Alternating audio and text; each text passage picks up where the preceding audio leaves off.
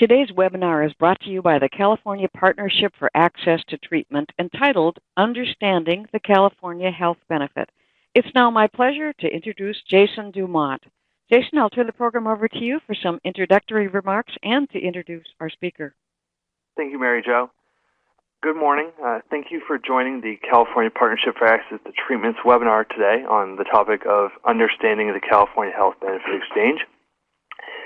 My name is Jason Dumont, and I work at Perry Communications Group in Sacramento, California, along with my colleagues at Sorrell Associates in Los Angeles, who are also on the call with us today in the webinar. We manage the California Partnership for Access to Treatment, or CPAT. If you aren't familiar with CPAT, it is a network of more than 1,300 health, business, and community groups throughout the state of California. CPAT's mission is to provide information and resources about the changing nature of California's healthcare system and the challenges communities face when trying to access healthcare, to help healthcare and community organizations better serve their constituents. CPAT sends out a monthly newsletter, holds quarterly seminars, and regular webinars. Materials from current and past programming, such as this webinar, are and will be located at www.caaccess.org, CPAT's website. CPAT is also active on social media at the Twitter handle @CAAccess and Facebook at facebook.com/CAAccess. We are actually live tweeting today's webinar using the hashtag HBEX for Health Benefit Exchange. Also, my colleagues at the Partnership for Prescription Assistance, or PPA, plan and participate in health fairs throughout the state, spreading information about the 475 assistance programs for more than 2,500 medicines for free or nearly free medication. That website is pparx.org. I'm honored to introduce our presenter, Kim Belshé. Kim is a senior policy advisor at the Public Policy Institute of California and a California Health Benefit Exchange board member. Kim joined the Exchange Board in 2011. Prior to working at PPIC and on the Health Benefit Exchange, Kim was the Secretary of California Health and Human Services Agency from 2003 to 2010, a program director at the James Irvine Foundation, director of the California Department of Health Services, deputy secretary at the California Health and Welfare Agency, and a legislative assistant for then U.S. Senator and later Governor Pete Wilson. Kim has a Master's of Public Policy degree from the Woodrow Wilson School of Public and International Affairs at Princeton University. Please welcome our speaker, Kim Belshé. Well, good morning, everyone, and thank you, Jason, and thank you to the California Partnership for Access and Treatment and the invitation to talk with you about California's Health Exchange and our collective efforts to promote a healthier California.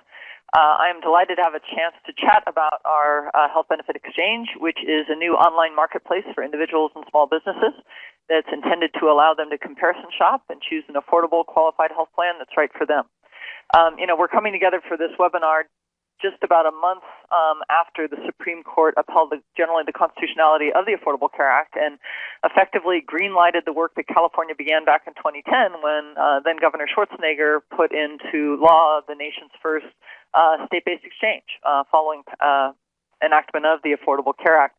And since then, I've really been heartened and encouraged by the active engagement that we have seen of a very broad and diverse group of stakeholders who are very much focused on how to make reform work in California, how to make the exchange work for millions of Californians, and who understand the critical role that the exchange can play in our state to advance reform's goals of expanded coverage and access, improved affordability, better quality of care, and better health.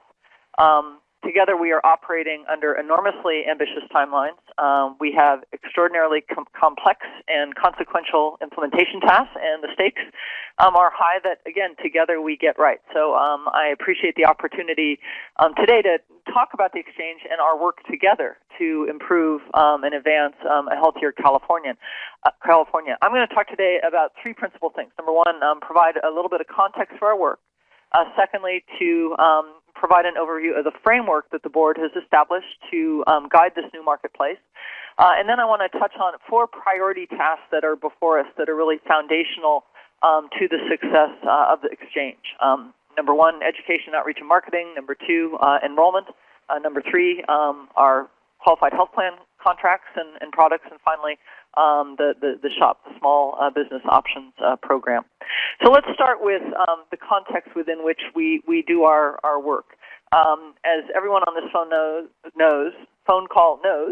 webinar knows, we have roughly 7 million people in our state who are uninsured, unacceptably high. And the good news is that there is hope on the not-too-distant horizon for many. And it's important to underscore it's not all, but for many. Of that 7 million uninsured, roughly 5 million, we believe, as a result of microsimulation modeling that our colleagues at UC Berkeley and UCLA have been undertaking in recent months, about 5 million will become eligible for subsidized coverage, 2 million through the Medi-Cal program, and 3 million through tax credits that people can access through California's exchange. The focus of the exchange absolutely is the uninsured, that yellow pie segment that you see. But we are also concerned about the individual and the small group markets that are called out. And, frankly, we bring a particular interest in small businesses, those with fewer than 50 employees, and their access to affordable quality of products for their employees. So we'll return to that in a moment. But that really is kind of the coverage context within which we do our work.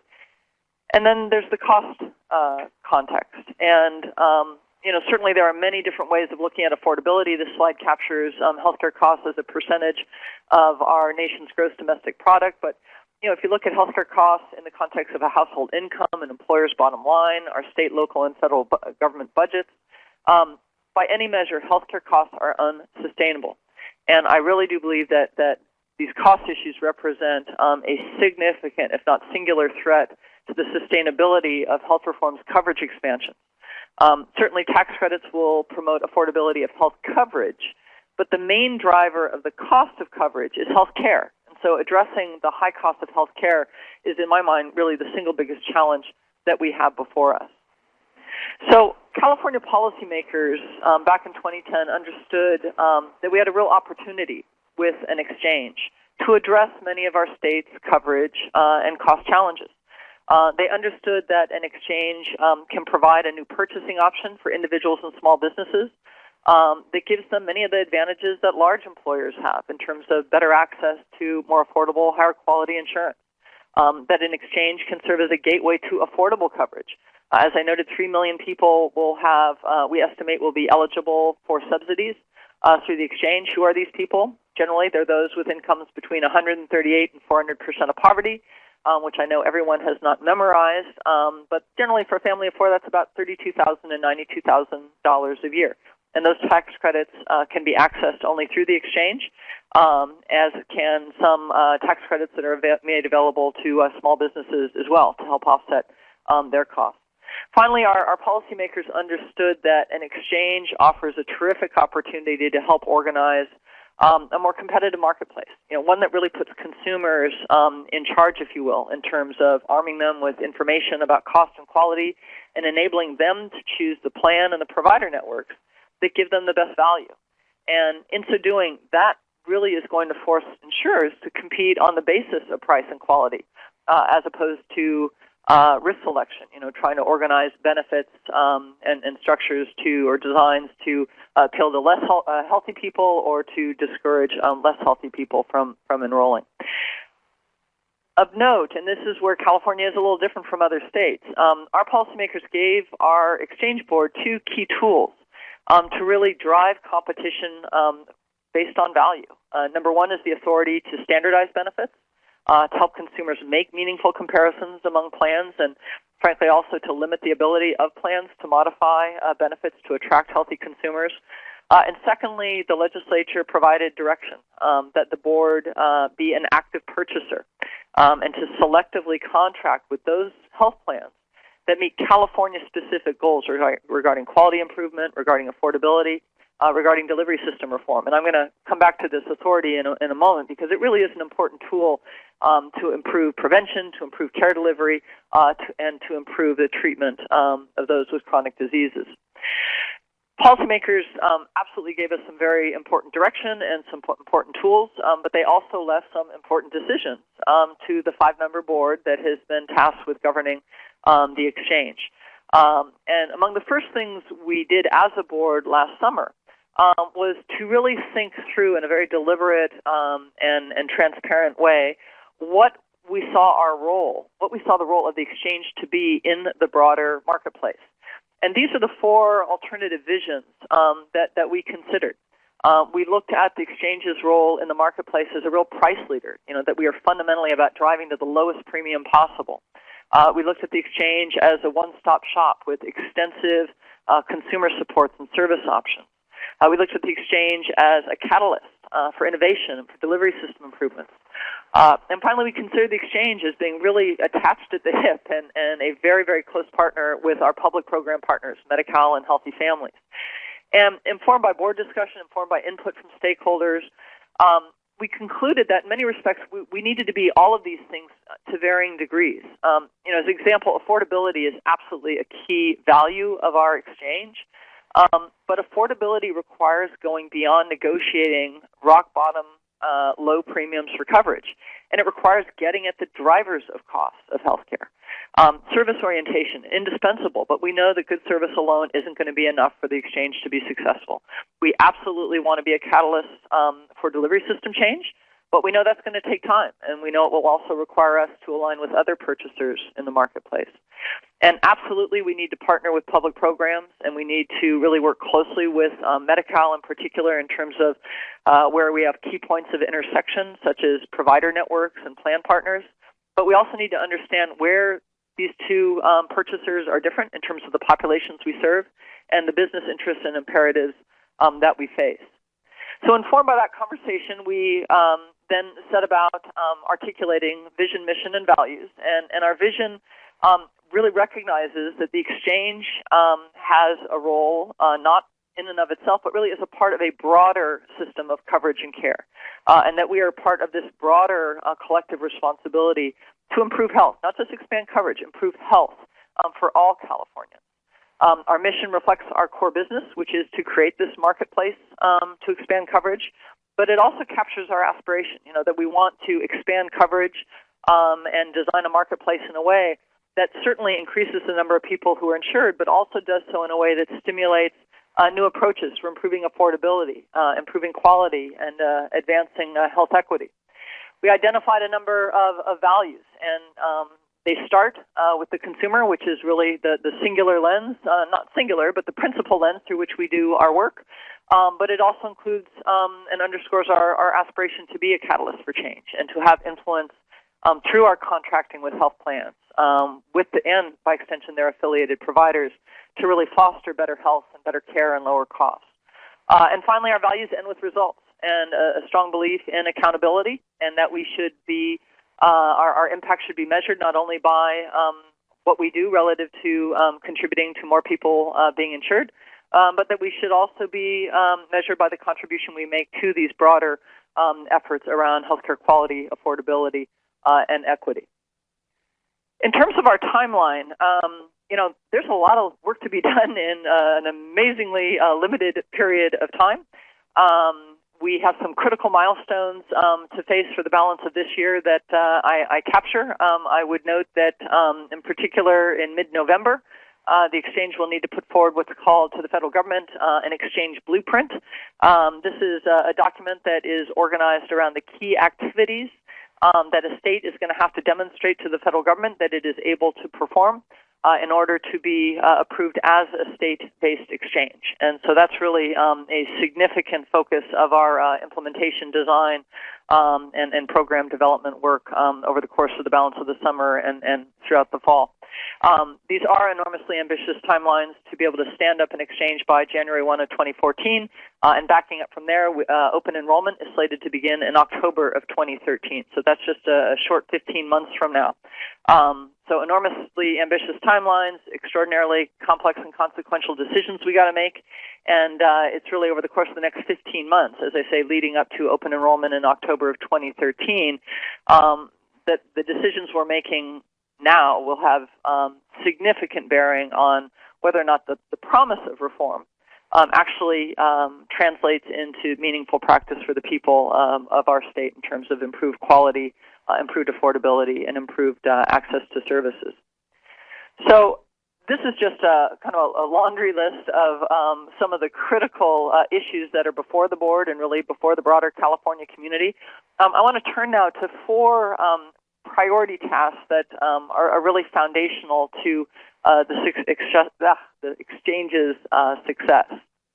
And it starts at the front end in terms of outreach, education, and marketing, and the imperative we face to communicate to millions of very diverse Californians about this new marketplace that will be available shortly, where individuals and small businesses can go and find affordable, qualified health plans.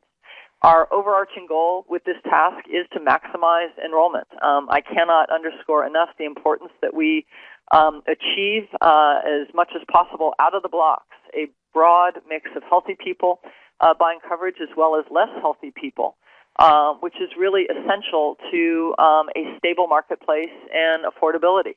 And our goal is to enroll nearly 3 million Californians by the end of 2014, and that is going to be very challenging. It's challenging in part because of the context within which all of us do our work to promote a healthier California, and principally as it relates to the Affordable Care Act. There's just an extraordinary amount of misunderstanding and misinformation, and indeed outright myth that continues to endure about the Affordable Care Act and its provisions. We have an extraordinarily diverse population that we are seeking to reach culturally and linguistically. For example, roughly half of the 2.2 million Californians we expect to take up subsidized exchange coverage, we believe will be Latino. Another roughly 200,000 will be Asian Pacific Islanders.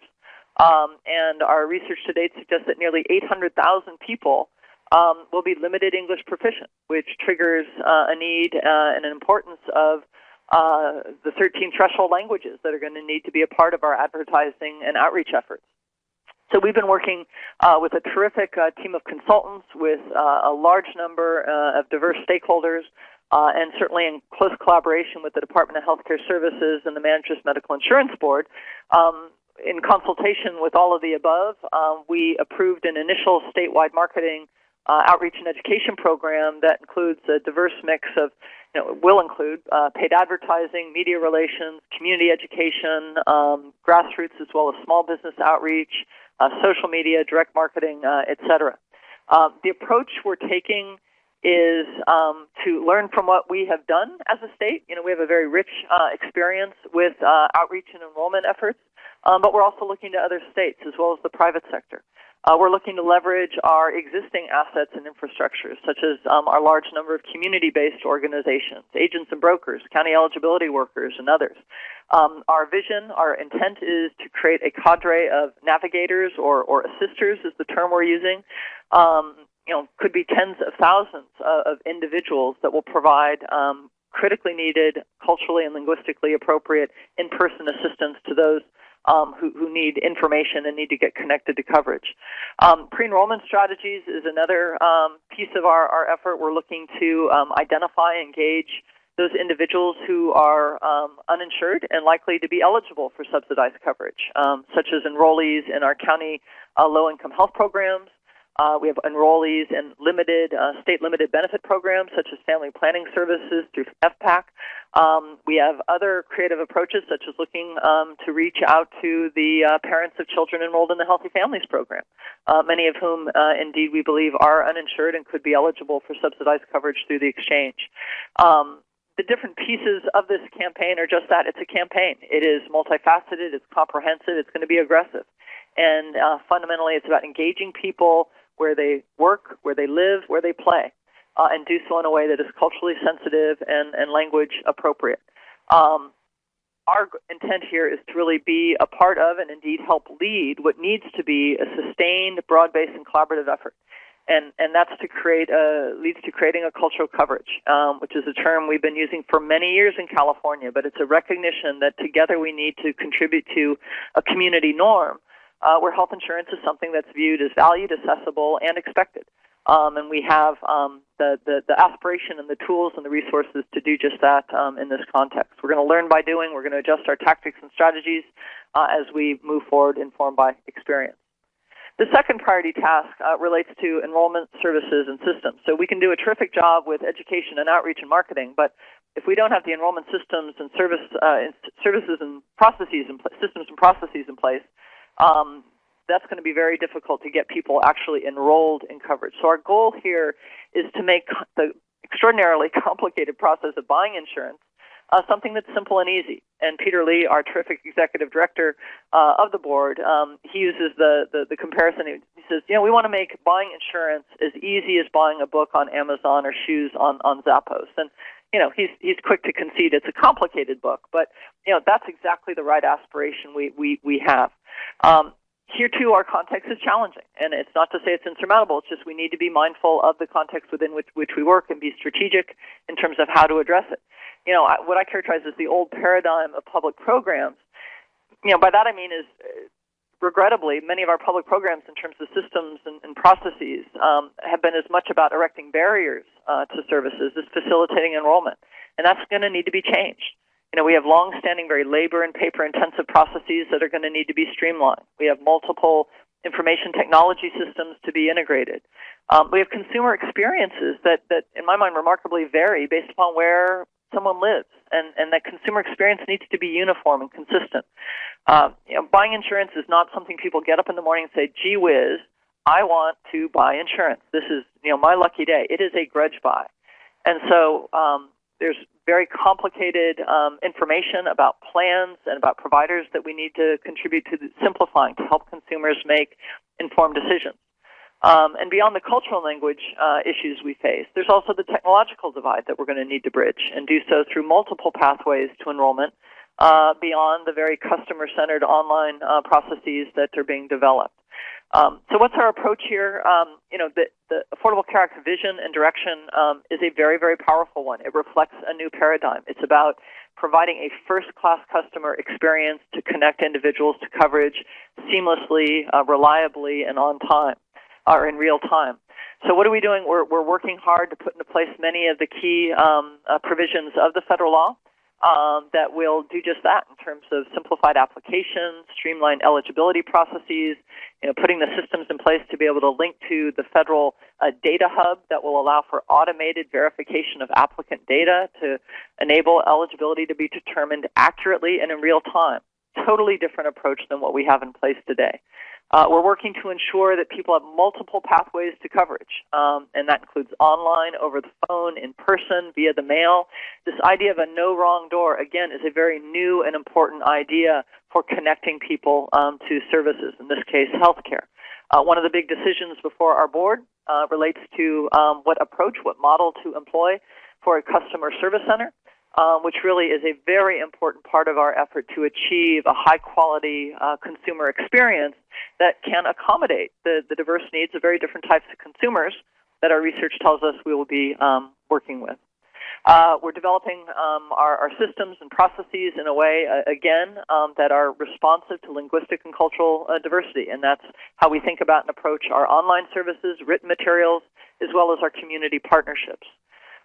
We are trying to get smart on how to best present information to consumers about health coverage and enrollee costs, provider networks, and quality to help enrollees make a choice that makes sense for them. So consumer-centered health plan decision support tools is going to be enormously important to helping facilitate decisions for consumers that, again, as I say, are right for them.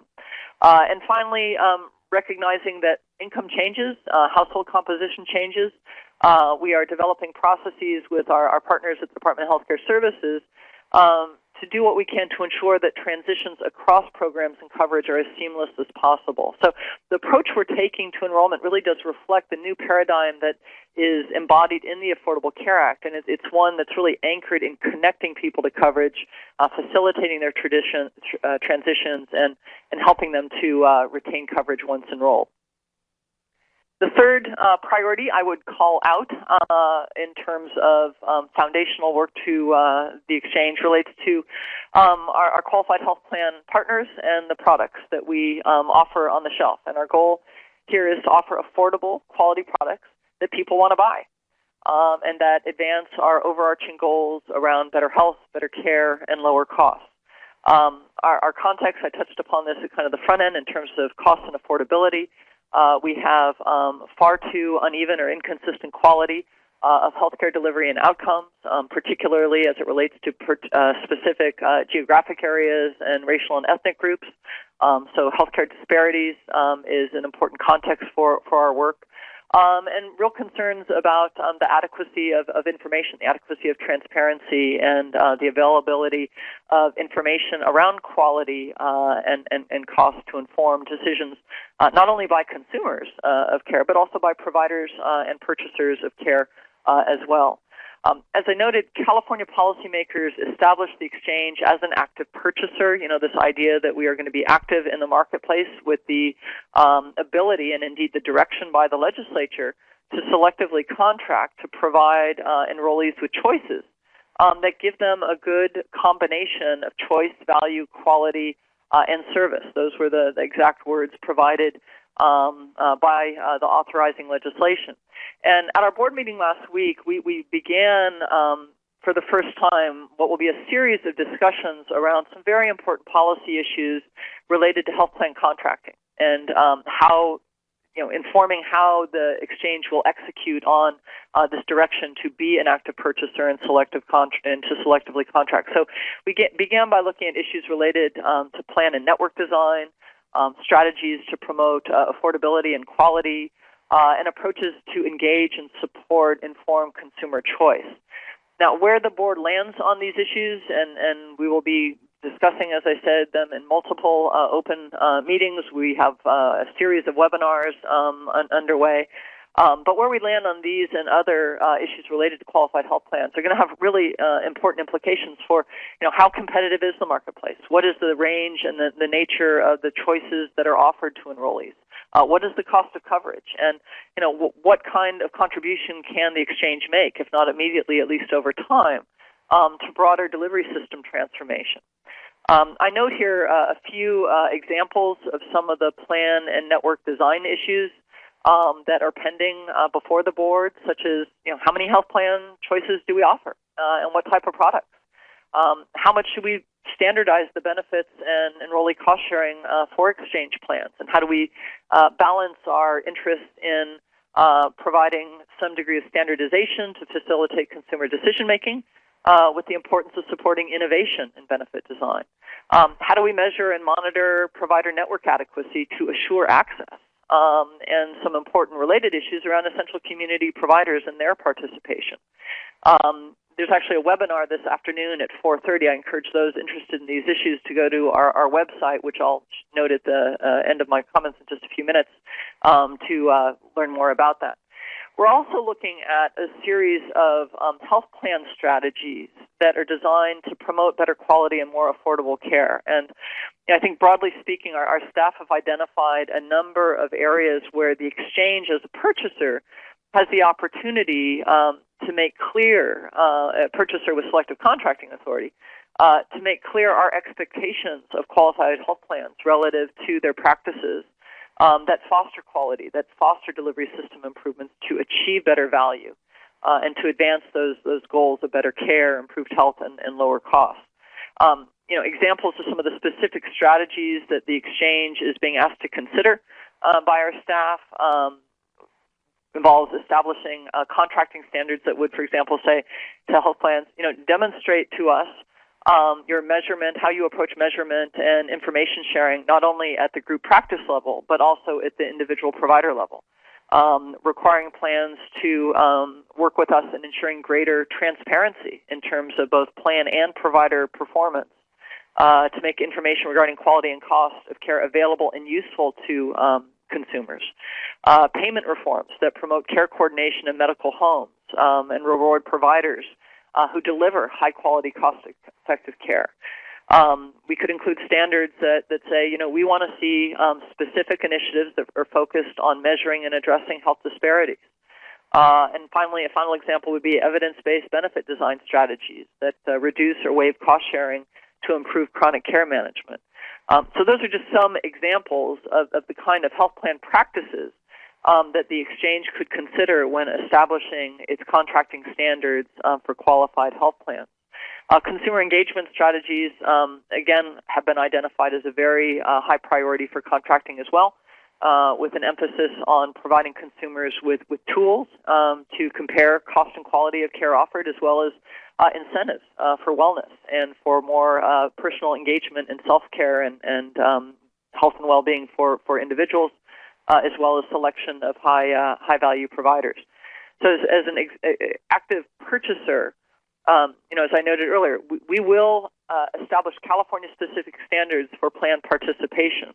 So determining which health plan practices and strategies the exchange encourages versus those we require, as well as the scoring criteria that we apply to our evaluation of health plan proposals, are going to be among the most important decisions that we make.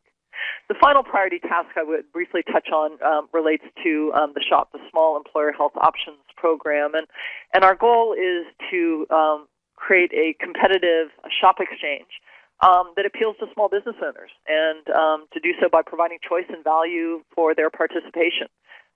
We are keenly interested in working with and supporting small business owners as an important target of our work, in recognition of the fact that less than half of firms with fewer than 50 employees offer health insurance.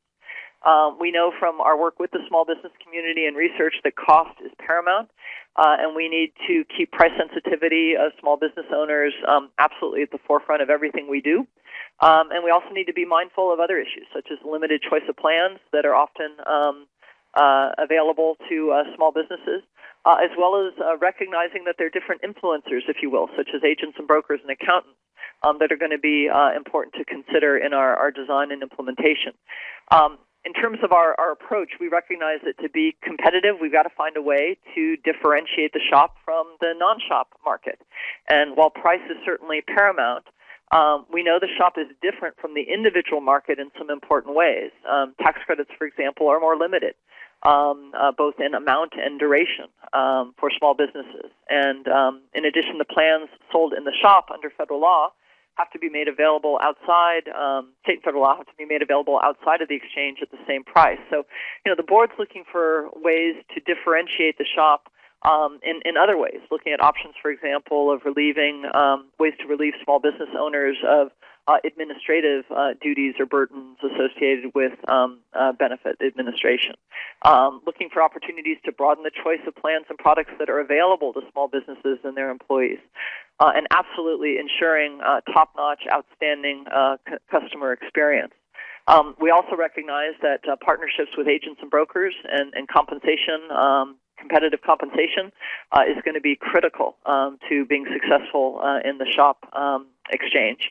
And finally, we're looking at varying degrees to which plans, health plans, and benefits in the individual market and the SHOP should be exactly the same, totally different, or somewhat aligned. And here's another example where input from the small business community is important to helping inform our understanding of, where the needs of business owners and their employees are quite different and require different approaches in terms of the structure and approach.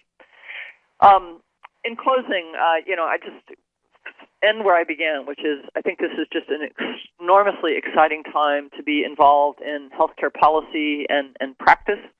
In California, we have a remarkable opportunity before us to achieve long-sought social policy goals in terms of expanded coverage to millions of Californians, improved access, greater affordability, better quality, and most fundamentally, better health outcomes for the residents of our state. The exchange has a role to play, not on its own, singularly on its own, but really in concert as a part of this broader fabric of coverage and care. And I am confident that working together, we can promote a healthier California, and the exchange looks forward to being a part of that statewide effort. And happy to end there, Jason, and see what kinds of questions and comments people want to pass along. Great. Thank you, Kim. The first question we had was, what kind of innovations can be expected in Medi-Cal? Well, it's a really good question that my colleagues at the Department of Healthcare Services, I'm sure, would be particularly eager to answer. From an exchange perspective, I would say this. The exchange is not an island unto itself, and nor is Medi-Cal. We are really together working to create, along with the broader commercial insurance market, a system of coverage and care that works for the people of California broadly, regardless of their income.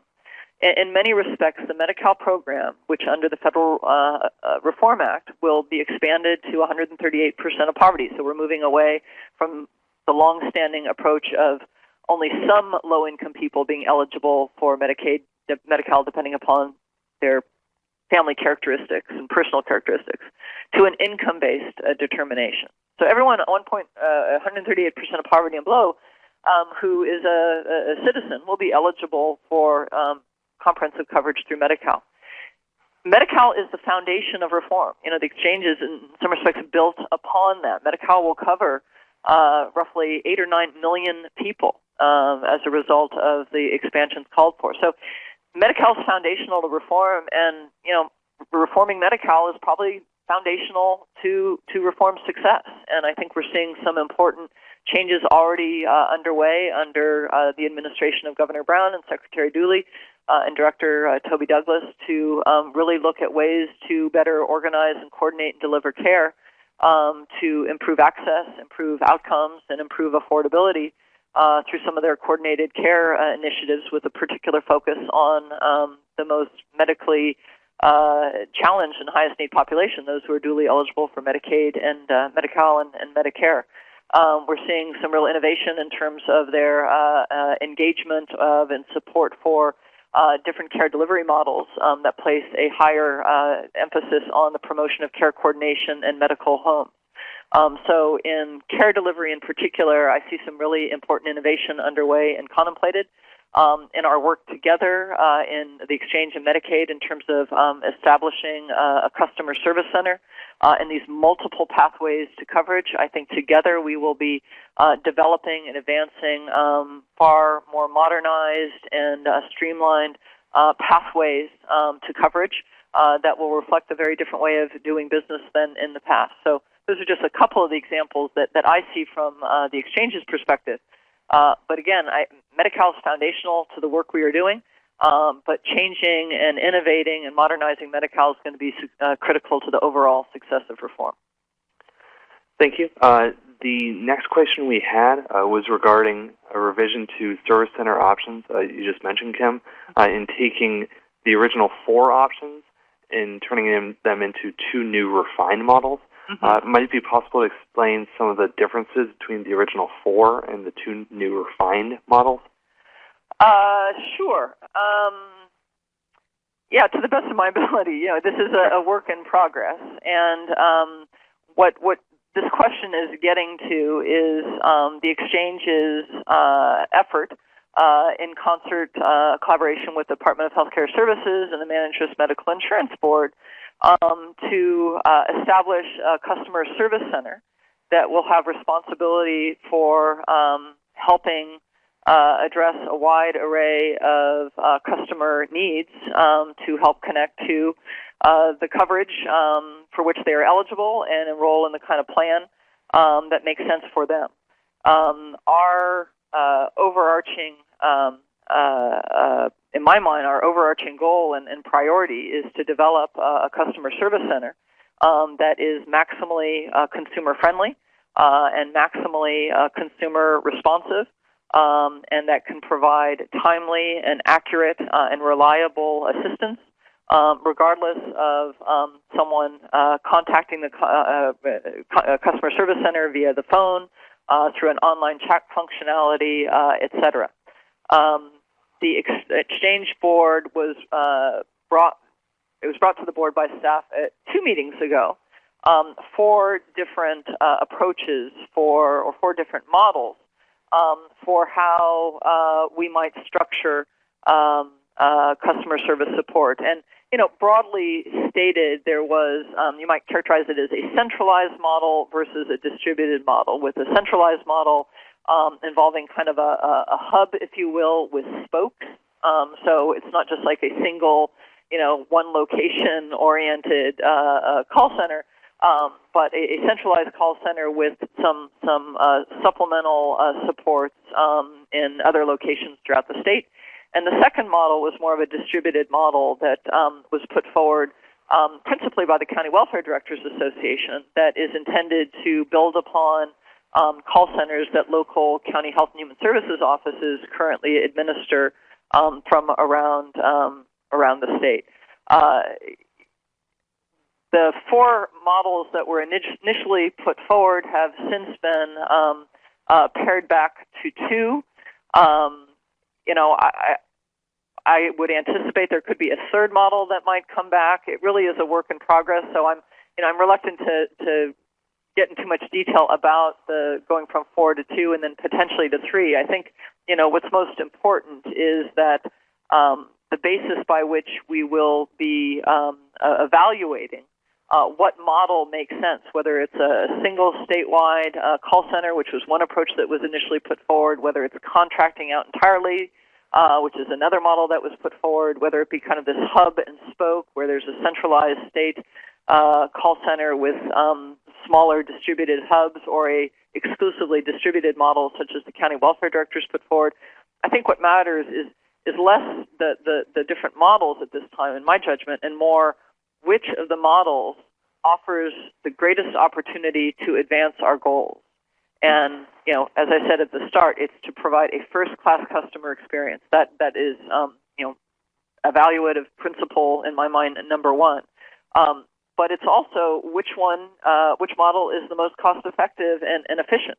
And while price is not the only driver here, and I would argue that customer service and productivity really is, cost needs to be a factor. People need to keep in mind that the exchange is very different than public programs, how they've traditionally been operated, because the cost of operation, come 2015, the exchange has to be able to stand on its own 2 feet. And we're going to have to be financially sustainable absent any federal support and absolutely no state general fund support. So we will be financing our business operations by an assessment on those enrollees who participate in the exchange. So whether it be our customer service center or other functionalities, we need to be maximally cost-effective and efficient. I believe we also need to build upon what works. So to the extent our county call centers have good customer service, good functionality, good cost-effectiveness and efficiency, as well as our private partners, I would hope they would be a part of what we're putting forward. But we really need to be keeping first-class customer service at the forefront and cost-effectiveness and efficiency at the forefront as well. And we'll see which of the models measure up. And that's really where we are. We have a couple of models that have been developed. We have some clear principles we've identified, and then a number of decision criteria related to performance, related to cost, related to workforce, et cetera, that will help inform next steps. Okay, great. The next question we have is about essential health benefits and how those are being determined and established for the exchange. Well, essential health benefits is a good example of an issue that will be very important to the exchange, because that provides the baseline for what benefits will be covered by the plans that are offered through the exchange. But the determination of essential health benefits is really a decision that is pending before the legislature. And as members of the people on the call likely know, the federal administration effectively delegated this decision to states and gave states some direction in terms of different types of plans that could be considered as benchmarks, if you will, to be essential health benefits in that particular state. Our elected officials are moving forward with legislation that identifies the Kaiser small group plan as the baseline for California's essential health benefits, and there's quite a bit of conversation underway, continuing about the extent to which where some of those benefits that are covered through the Kaiser small group plan will need to be supplemented, such as around habilitative services, to be fully compliant with the 10 categories that are articulated in the Affordable Care Act. So the exchange will, in turn, look to the decision that our state policymakers make, and the essential health benefits will thus become what is the basis for products offered through the exchange. Where the exchange will have some flexibility, certainly is around beneficiary cost sharing. And that will be an important set of decisions for us to make, and we began that conversation last week at our board meeting, principally in the context of the degree to which we should standardize cost sharing to help facilitate consumer decision-making and choice. And that is one of a number of issues that we will be continuing to talk about. Okay, I'll try to tie a few questions together, if I may. The next question is about a coordinator role for public health charities or nonprofits in partnering with the exchange for community outreach. If they will be invited to participate in enrolling, since many of the clients fall into the group without healthcare coverage, and if there's a timeline for recruiting and selecting nonprofits to help with enrollment and outreach. Well, thank you. An important part of our effort to conduct community-based, population and language-specific outreach and education is a grants program that we have proposed to the federal government funding to support. And that was part of the application we submitted last month for federal resources to support the next phase of our work through next summer. So there will be a grant program, which the types of organizations you mentioned sound like they would likely be eligible for participating, and it's very much focused on education and outreach and getting information out about the new marketplace, its benefits, how people will be able to get connected to coverage, et cetera. That grant-based program is separate from the related to the Assisters program, which is really focused not only on education, but really on enrollment and providing in-person assistance to individuals to help them fill out the application, navigate the online application, et cetera. And assisters will be both paid and non-paid depending upon whether or not they have depending upon a number of factors. But assisters will be individuals who are a part of community organizations, county welfare offices, agents, brokers, et cetera, who will be directly involved in and compensated for, in many cases, helping someone get enrolled. So that's another opportunity for community interests to participate. They'd obviously need to go through education and training and be armed with the kind of information and capacities to serve this important role. But those are two possible avenues that the kinds of organizations you mentioned could participate and be critical community-based partners. Next, I'll try to tie some of our small business related questions together. One segment is, if a person works as a consultant and owns a company, do they go into the exchange or the SHOP program? Also, if employers provide health care to their full-time employees but not part-time, will they have to pay for all employees if they offer, or will they be able to offer the exchange? And will there be assistance for small and medium businesses to administer the Affordable Care Act?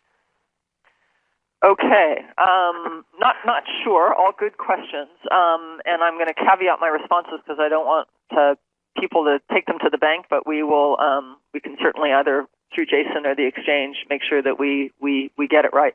My understanding is that self-employed are eligible for coverage through the SHOP, but I'm not 100% certain.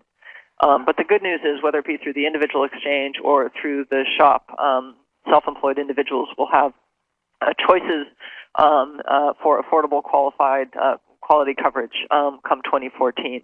In terms of part-time employees, the federal law is quite explicit in terms of how part-time workers are defined. And again, I apologize, I'm not going to get the precise number of hours exactly right. but small businesses are going to need to be attentive to what the federal law prescribes in terms of how the number of their employees are counted. And then in terms of small and medium businesses, the California's exchange will begin by providing access to small business owners with 50 employees or less. The number of employers will likely will grow over time. Some states are actually beginning at 100. California policymakers said we were going to start at 50 and then grow to 100.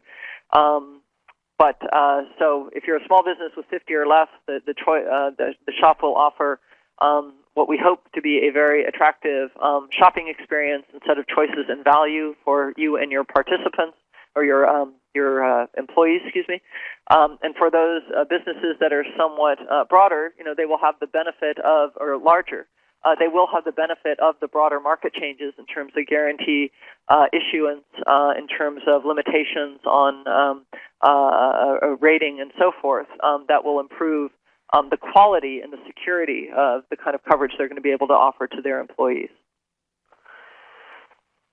The next question, I'll tie some together about some of the funding and marketing of the exchange regarding the funding for providing the service of enrolling, where the budget and marketing for the exchange, especially for ad buys, where that comes from, and then also how the training or certification of assisters and navigators will be done. Okay. What we put forward to the federal government a month ago was what we call the Level 1.2 grant application, establishment grant application. And in it we laid out an extensive amount of activity in a number of different categories. If we go back to our major issues before the exchange, in each of these areas we have an extensive amount of activity underway. And so in communication support, research and marketing, outreach and education, development of the assisters strategy. We can't use federal funds for assisters compensation, but for development of the strategy, we have requested considerable federal resources to move us to the next level of our work. And what we acknowledge in the plan that is a part of our marketing and outreach, that we likely will be undertaking paid media in the new year. The plan that was brought forward by our consultant Ogilvy Worldwide had recommended that paid media not begin until the summer of next year. I and other board members have raised questions about whether or not that timeline should be accelerated. And our staff are undertaking additional research to better inform their understanding and our understanding and their recommendations regarding when paid media should begin. So the grant proposal that went to the feds includes extensive resources to move our communications work to the next level, including resources for this community outreach grants program I mentioned a moment ago. It notes and includes resources for research, but it does not include resources for paid media. That would be the product of a grant modification. And I'll tell you, from my vantage point, and I'm one of 5 board members, on the one hand, I absolutely understand that we do not want to be going forward with paid media about enrollment and about plan choices until we need to carefully time that with open enrollment in October of 2013. You don't want to be announcing something when there's not something for people to act on. So we don't want to announce open enrollment prematurely. On the other hand, as we've learned through all the public opinion polling and survey research, there's just a tremendous amount of misunderstanding about the fundamental aspects of the Affordable Care Act broadly and the exchange, this new marketplace specifically. And so there may be some value in my mind for investing in paid media early in the new year to try to help advance some foundational information that's going to be critical to and create a context for people to be more receptive of the more health plan specific messaging that will occur in the summer.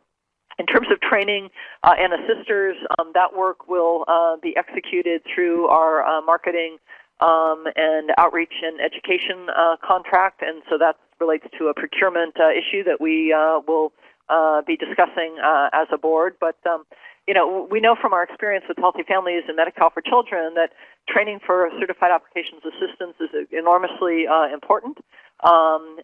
What we are talking about here is of a different order of complexity that will really require that we have a very, very thoughtful and careful and appropriate training curriculum and process developed. And we'll be doing that in concert with our consultant partners. Next question, thank you, Kim. Will nonprofits want to hire individuals to be assisters so they can help individuals? And as far as the role of assisters, do you see the role eventually going away as far as the cost and function of the brokerage with the plans? I think nonprofits, organizations are going to have to evaluate what role they want to play and can play in terms of serving or having some or a number of their employees serve as assisters. We had a lot of discussion about what the proper level of compensation should be for assisters. We have endeavored to structure compensation associated with successful enrollments in a way that the enrollment fees or the enrollment compensation would be adequate for people to work full-time on that. And frankly, I think given the nature and complexity of assisting individuals in making very important and difficult plan choices, it may make sense for organizations to have dedicated staff. So, we're eager for partners, particularly those who bump up against a lot of the folks who we know to be likely to be eligible for subsidized coverage. That really is the focus of our efforts, and that's why we're spending so much time doing market segmentation research to really understand in as granular level as possible who is going to be eligible for subsidized coverage. Where do they live? What languages do they speak? Where do they work? What are their communities? And make sure that we are partnering with the right channels to connect with them and the right kind of information and materials. Will assisters diminish over time? I think time and experience certainly will tell, but I think we all anticipate what we call a Mount Everest of interest and calls to the service center and engagement of our community-based assisters and check-ins on the online functionality in the millions come the fall of next year. So we are really eager to build a very, very strong and diverse cadre of assisters to help us in this effort. And I would imagine over the course of the initial couple years of the exchange, we will need to have a very strong and robust set of assisters. So I would look at it as an investment, not just for a brief period of time by a nonprofit, but for at least a couple years. Thank you, Kim. Also, will an individual, in looking at plans, if they actually do have a plan already, for instance, if they have employer provided health care, but they end up going into the exchange, would they be able to choose their current plan? I'm sorry. So the scenario here is someone has insurance. Yep. And so as an individual, I see. So someone in the individual market? That's correct. Okay. And the microsimulation modeling that's been done, and I know that sounds totally geeky, but for purposes of our planning around outreach and enrollment and marketing, we need to break out to the best of our ability where we think the different eligible populations will land in terms of their decisions. And I think it's an important point to note here that I've shared with you some of the estimates around eligibility and enrollment. And at the end of the day, we've got 5 million people who are eligible for subsidized coverage, and state policy and practice will have huge bearing on how successful we are. So it's not a matter of, if we make someone eligible, they will come. Indeed, we've seen that with Medi-Cal and even Healthy Families to a degree, that you can make people eligible for no cost or very low cost coverage, and not everyone's going to enroll. And there are a lot of reasons why that is so. But I want to underscore the decisions that state policymakers make, whether it be in the legislature, the Department of Healthcare Services, the Exchange Board, really the broader community, around outreach and education, around streamlined eligibility enrollment systems, around a broad-based media campaign supported by community efforts. All of that will have huge bearing on whether or not it's 5 million that ultimately enroll or a considerably lower number. When we look at these microsimulation models, we also look at the individual market, and we know that there is a significant number of people who today are somehow finding a way to buy insurance out of pocket, who come 2014 will be eligible for a tax credit. So those microsimulation models do assume a certain degree of movement from individual market coverage to individual exchange-based coverage. Whether or not those individuals will be able to maintain their providers, maintain their health plans, to have continuity of coverage and care will be a product of decisions we have yet to make. Continuity of coverage is a very important issue. It's an important issue for the reason that the questionnaire brings forward, people moving from the individual market into the exchange. It's also going to be a function of people on the Medi-Cal program whose income goes up and they become exchange eligible, or people who work for an employer who, for whatever reason, chooses to not or isn't any longer able to provide coverage, so moving from commercial coverage into the exchange. So looking at strategies to facilitate these transitions and maximize continuity of coverage and care is going to be enormously important. And a big part of that is going to be related to, so who are our health plan partners and what are the affiliated provider networks they bring to the exchange? But the overarching goal of continuity of coverage and minimizing this phenomenon known as churning is a very important emphasis of the Exchange Board. Great. And speaking of the exchange, again, how will innovation be encouraged and supported, and will there be other agencies doing what the Health Benefit Exchange is doing? Well, it depends what part of the it is. Certainly, we are working very closely with our public sector partners, principally Mr. MIB and DHCS, around eligibility and enrollment issues, around customer service center issues, around the development of the public-facing web portal that will really present what we call the user experience. We are working with the Department of Healthcare Services, Mr. MIB, as well as CalPERS as purchasers, and looking for opportunities to align where possible and appropriate the work we, the exchange, are endeavoring to do to advance delivery system reform, to see where there are ways to integrate work around payment and care design, patient safety, transparency of performance information. So we're looking at alignment and innovation in the context of purchasers. And then we're working with our regulatory colleagues at the Department of Insurance and the Department of Managed Healthcare, who have an important role to play in terms of ensuring the regulatory framework for our work. We are very clear. The exchange is not a regulator. We are a purchaser. We are going to be making business decisions on behalf of the individuals and small businesses who will access coverage through the exchange.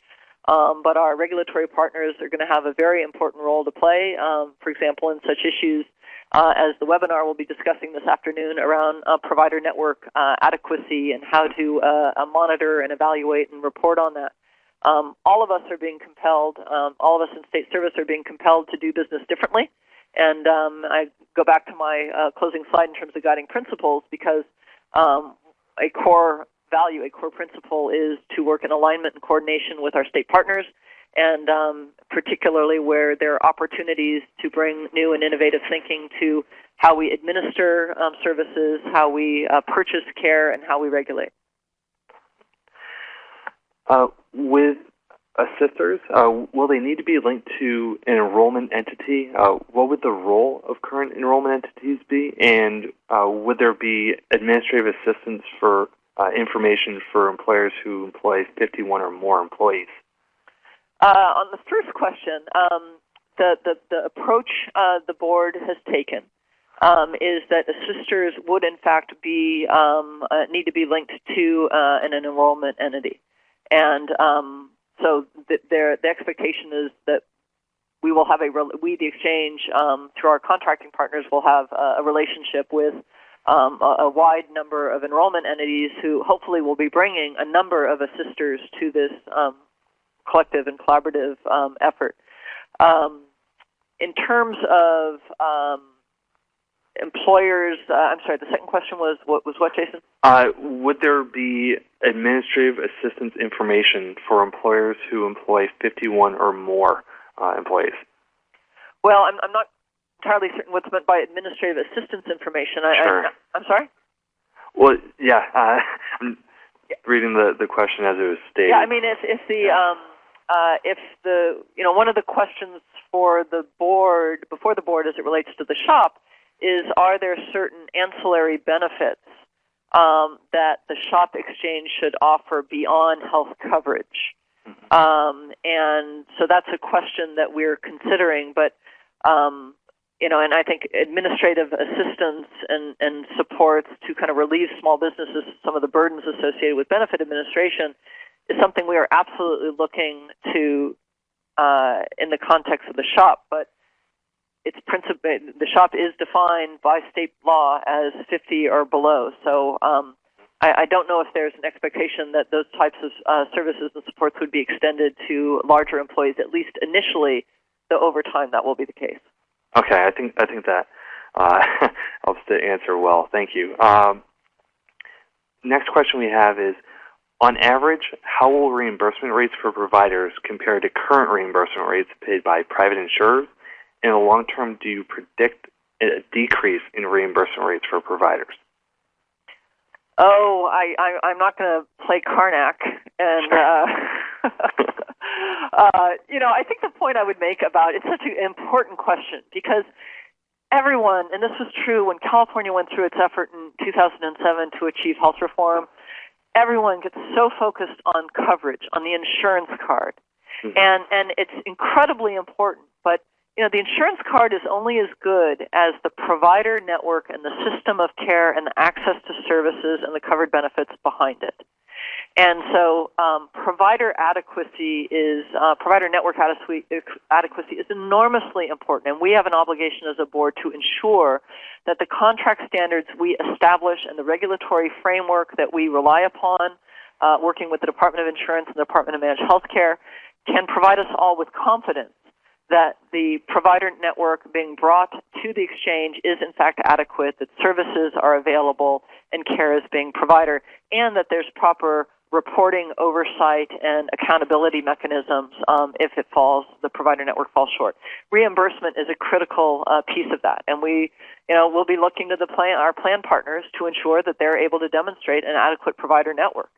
In terms of reimbursement from an exchange perspective, though, the point I would make is that plan reimbursement of their affiliated provider networks is enormously important in the context of our exploration of strategies to promote better health, to promote better quality, to promote lower costs. And so when we think, as we've begun to think about plan contracting standards, there's a whole series of strategies that have been identified that we will look very closely at, that we may well incorporate either as an encouragement of health plans or even a requirement, that they're able to demonstrate payment policies that reward higher value, that reward providers that deliver cost-effective, high-quality care, that increase payments for primary care and better coordination. At the end of the day, to do a lot of the work that research and experience increasingly shows is critical to improving quality, patient outcomes, and affordability in terms of coordination and integration and team-based care, it does require some upfront payment. So we may say we want to see evidence that you health plans are actually increasing payments for primary care and rewarding better coordination, including primary care medical homes. Will reimbursement rates go down over time? I don't want to touch that.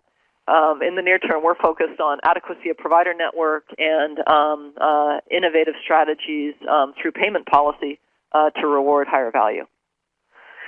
Thank you, Kim, and thank you again, everybody, for taking part in today's webinar. Kim, thank you for answering all the questions and running through things. I'm sure there are more questions.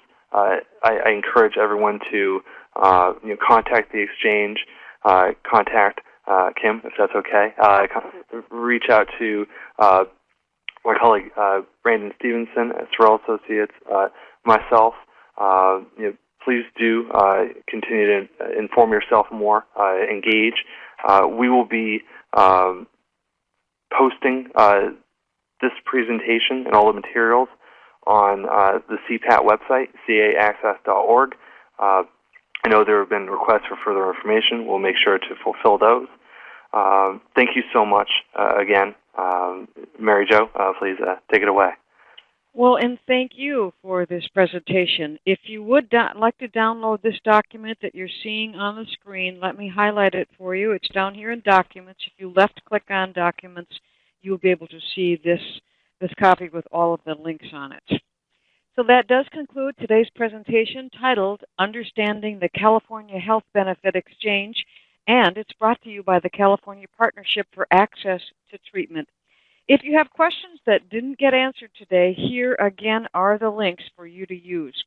Today's program is copyrighted in 2012 by the California Partnership for Access to Treatment, all rights reserved.